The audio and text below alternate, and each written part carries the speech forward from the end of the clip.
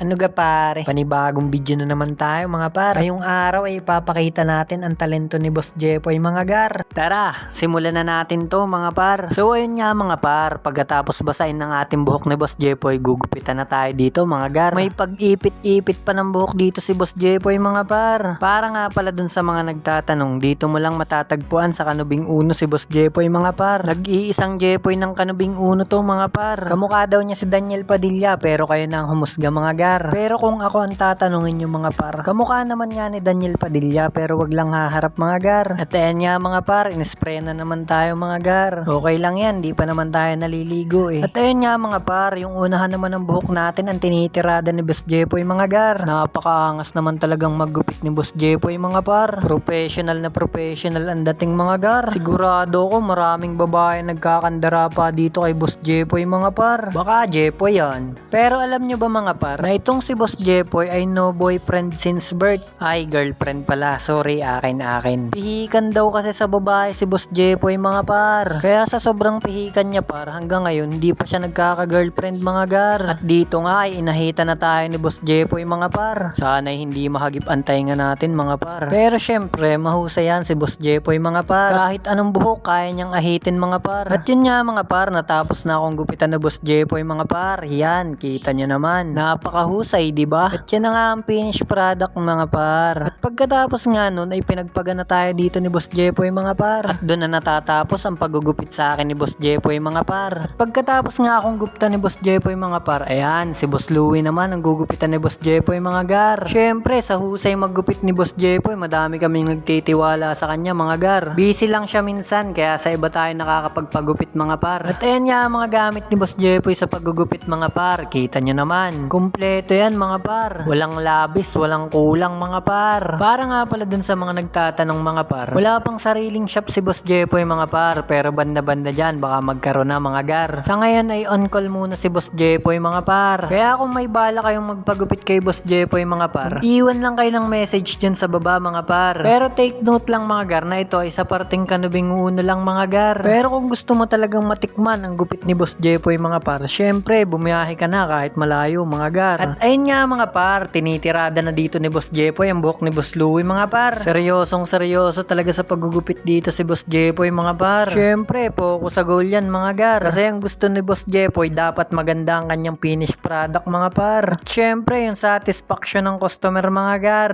Yan, nakapag-English na naman tayo mga par. Basta dun sa mga magpapagupit mga par, mag-iwan lang kayo ng comment sa baba mga par. At pagkatapos nga ng mahabang gupitan dito mga par, ayan, tapos na din gupitan si Boss Louie mga gar. Syempre, aangguluhan muna natin mga par. Kita nyo naman ang gupit ni Boss Jepoy mga gar. Syempre, kapag nagpagupit ka, dapat may special treatment ng customer mga par. At ready naman si Boss Jepoy dyan mga gar. Pagpagi! Sayang ang bayad!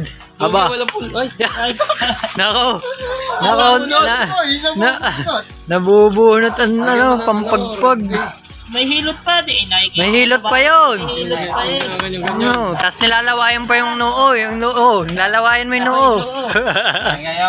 Yan, ganyan. Ba't walang Yan. pulbo? Yan. Walang pulbo. Pulbuhan mo mukha. Ganyan mo. Yan. At yun na nga mga par, kita nyo naman ang talento ni Boss Jepoy mga gar. Napakahusay, di ba? Syempre, dito na naman natin puputulin ang ating panibagong video mga par. Samahan nyo ulit ako sa susunod mga gar. Nasayang ko na naman ba ang mga oras ninyo? Okay lang yan mga par. Hanggang sa muli, paalam!